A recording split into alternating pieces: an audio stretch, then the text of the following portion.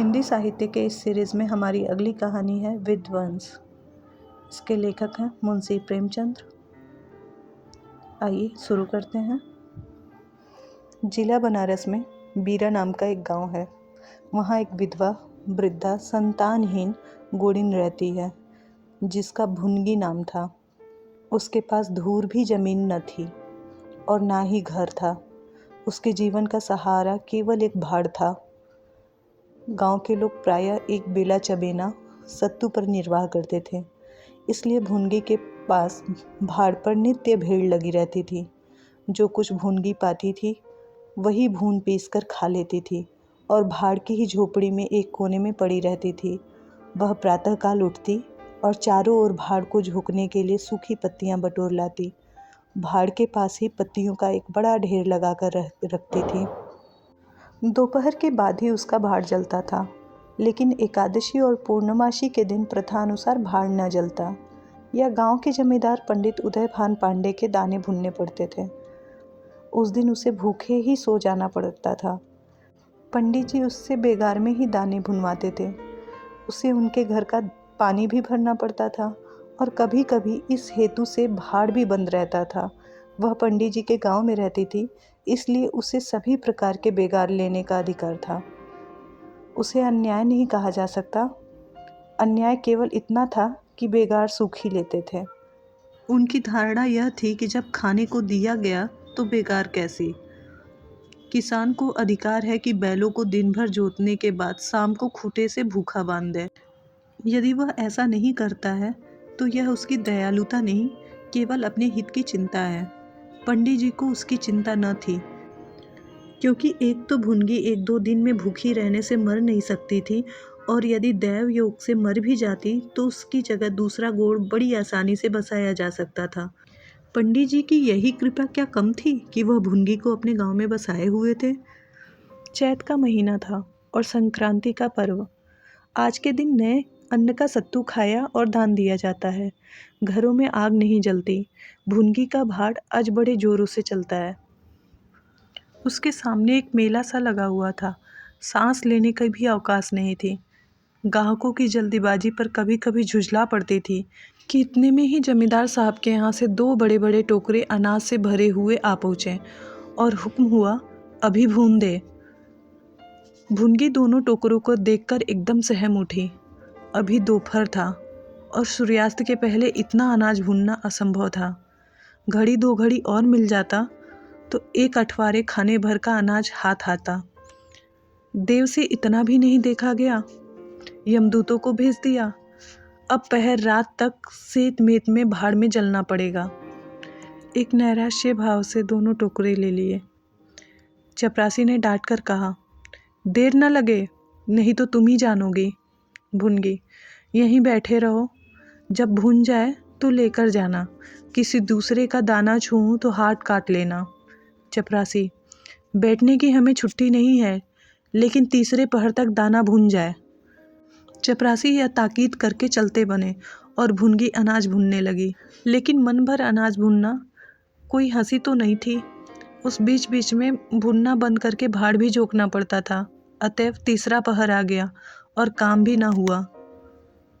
उसे भय हुआ कि जमींदार के आदमी आते ही होंगे, आते ही गालियां देंगे, मारेंगे। उसने अपने वेग से हाथ चलाना शुरू किया। रास्ते की ओर ताकती और बालू नाद में झोंकती थी। तभी तक बालू ठंडी हो गई, सेवड़े निकलने लगे। उसकी समझ में ना आता क्या करे। न भूनते बनता न छोड़ते बनता था। सोचने लगी, कैसी विपत्ति है। पंडित जी कौन मेरी रोटियां चला देते हैं, कौन सा मेरा आंसू पोंछ देते हैं। अपना रक्त जलाती हूँ तभी कहीं दाना मिलता है, लेकिन जब देखो झोपड़ी पर सवार रहते हैं, इसलिए ना कि उनकी 4 अंगुल धरती से मेरा निस्तार हो रहा है। क्या इतनी सी जमीन का इतना मोल है। ऐसे कितने ही टुकड़े गांव में बेकाम पड़े हैं, कितनी ही बखारियां उजड़ पड़ी हुई हैं, वहाँ तो केसर नहीं उपजती। फिर मुझी पर क्यों आठों पहर धौंस रहती है। कोई बात हुई और यह धमकी मिली कि भाड़ खोद कर फेंक दूंगा, उजाड़ दूंगा। मेरे सिर पर ही कोई होता तो क्या बौछारें सहनी पड़ती। वह इन्हीं कुत्सित विचारों में पड़ी हुई थी कि दोनों चपरासी ने आकर कर्कश स्वर में कहा, क्यों री, दाने भुन गए? भुनगी ने निडर होकर कहा। भून तो रही हूँ, देखते नहीं हो? चपरासी, सारा दिन बीत गया, तुमसे इतना अनाज न भूना गया। यह दाना भून रही है या उसे चौपट कर रही है? यह तो बिल्कुल सेवड़े हैं, इनसे सत्तू कैसे बनेगा? हमारा सत्यानाश कर दिया। देखो तो आज महाराज तेरी क्या गति करते हैं। परिणाम यह हुआ कि उसी रात भाड़ खोद डाला और वह अभागिन विधवा निर्वलंब हो गई। भुनगी को अब रोटियों का कोई सहारा न रहा। गांव वालों को भी भाड़ के विध्वंस हो जाने का बहुत कष्ट होने लगा। कितने ही घरों में दोपहर का दाना ही न मैसर होता। लोगों ने जाकर पंडित से कहा कि बुढ़िया को भाड़ जलाने की आज्ञा दे दीजिए, लेकिन पंडित जी ने कुछ ध्यान न दिया। वह अपना रोब न घटा सके थे। बुढ़िया से उसके कुछ शुभचिंतकों ने अनुरोध किया कि जाकर किसी दूसरे गांव में क्यों नहीं बस जाती, लेकिन उसका हृदय इस प्रस्ताव को स्वीकार न करता। इस गांव में उसने अपने अधीन के 50 वर्ष काटे थे।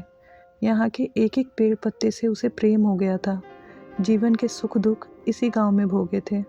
अब अंतिम समय में वह कैसे त्याग दे, यह कल्पना से ही उससे संकट में जान पड़ती थी।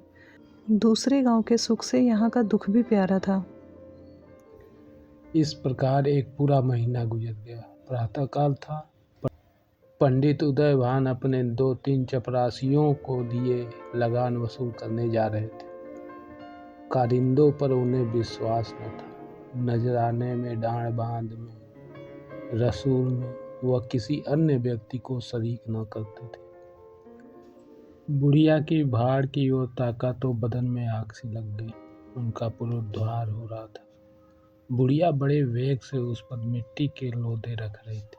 कदाचित उसने कुछ रात रहते ही काम में हाथ लगा दिया था और सूर्योदय से पहले ही उसे समाप्त कर देना चाहती थी। उसे लेस मात्र भी शंका न थी कि मैं जमींदार के विरुद्ध कोई काम कर रही हूँ। क्रोध इतना चिरजीवी हो सकता है, इसका समाधान भी उसके मन में न था। एक प्रतिभाशाली पुरुष किसी दिन अबला से इतना कीना रख सकता है, उसे उसका ध्यान भी न था। वह स्वभावतः मानव चरित्र को इससे कहीं ऊंचा समझती थी। लेकिन हाँ, हतभागिनी, तूने धूप में ही बाल सफेद किए हैं। सहसा उदयभान ने गरज कर कहा, है किसके हुक्म से? भुनगी ने हकबका कर देखा तो सामने जमींदार महोदय खड़े हैं। उदयभान ने फिर पूछा, किसके हुक्म से बना रही है? भुनगी डरते हुए बोली, सब लोग कहने लगे बना लो तो बना रही हूँ। उदयभान, मैं अभी इसे फिर खुदवा डालूंगा। यह कह उन्होंने भाड़ में एक ठोकर मारी। गीली मिट्टी सब कुछ लिए दिए बैठ गई। दूसरी ठोकर नाद पर चलाए, लेकिन बुढ़िया सामने आ गई और ठोकर उसकी कमर पर पड़ी। अब उसे क्रोध आया। कमर सहलाते हुए बोली, महाराज, तुम्हें आदमी का डर नहीं है तो भगवान का डर तो होना चाहिए। मुझे इस तरह उजाड़ कर क्या पाओगे? क्या इस 4 अंगुली धरती में सोना निकल जाएगा? मैं तुम्हारे ही भले की कहती हूँ, दिन की हाय मत लो, मेरा रोआ दुखी मत करो। उदयभान, अब तो यहाँ फिर भाड़ न बनाएगी। भाड़ न बनाऊंगी तो खाऊंगी क्या? तेरे पेट का हमने ठेका नहीं लिया है। टहल तो तुम्हारी करती हूँ, खाने कहाँ जाऊँ? गांव में रहोगी तो टहल करनी पड़ेगी। टहल तो तभी करूंगी जब भाड़ बनाऊंगी। गांव में रहने के नाते टहल नहीं कर सकती। तो छोड़कर निकल जा। क्यों छोड़कर निकल जाऊं? 12 साल खेत जोतने से आसामी काश्तकार हो जाता है। मैं तो इस झोपड़ी में बूढ़ी हो गई। मेरे सास ससुर और उनके बाप दादे इसी झोपड़ी में रहे हैं। अब इसे यमराज को छोड़कर और कोई मुझसे नहीं ले सकता। अच्छा, तो अब कानून भी बिगाड़ने लगी। हाथ पैर पड़ती तो चाहे मैं रहने भी देता, लेकिन अब तुझे निकाल कर तभी दम लूंगा। चपरासी, अभी जाकर उसके पत्तियों के ढेर में आग लगा दो, देखें कैसे भाड़ बनता है। एक क्षण में हाहाकार मच गया। ज्वाला शिखर आकाश से बातें करने लगा। उसकी लपटें किसी उन्मत्त की भांति इधर उधर दौड़ने लगी। सारे गांव के लोग उस अग्नि पर्वत के चारों ओर जमा हो गए। भुनगी अपने भाड़ के पास उदासीन भाव से खड़ी यह लंका दहन देखती रही। अकस्मात वह बेग में आकर उसी अग्निकुंड में कूद पड़ी। लोग चारों तरफ से दौड़े, लेकिन किसी की हिम्मत न पड़ी कि आग के मुंह में जाए। क्षण मात्र में उसका सूखा हुआ शरीर अग्नि में समाविष्ट हो गया। उसी दम पवन भी वेग से चलने लगा। ऊर्ध्वगामी लपटें पूर्व दिशा की ओर दौड़ने लगी। भाड़ के समीप ही किसानों की कई झोपड़ियां थीं। वह सब उन्मत्त ज्वालाओं का ग्रास बन गई। इस भांति प्रोत्साहित होकर लपटें और आगे बढ़ी। सामने पंडित उदयभान की बखार थी, उस पर झपटी। अब गांव में हलचल पड़ी। आग बुझाने की तैयारियां होने लगी, लेकिन पानी की छींटों ने आग पर तेल का काम किया। ज्वालाएं और भड़कीं और पंडित जी के विशाल भवन को दबोच बैठी। देखते ही देखते वह भवन उस नौका की भांति जो उन्मत्त तरंगों के बीच झकोरे खा रही हो, अग्निसागर में विलीन हो गया। और वह क्रंदन ध्वनि जो उसके भस्मावेश में प्रस्फुटित होने लगी, भुनगे के शोकमय विलाप से भी अधिक करुणाकारी थी। धन्यवाद।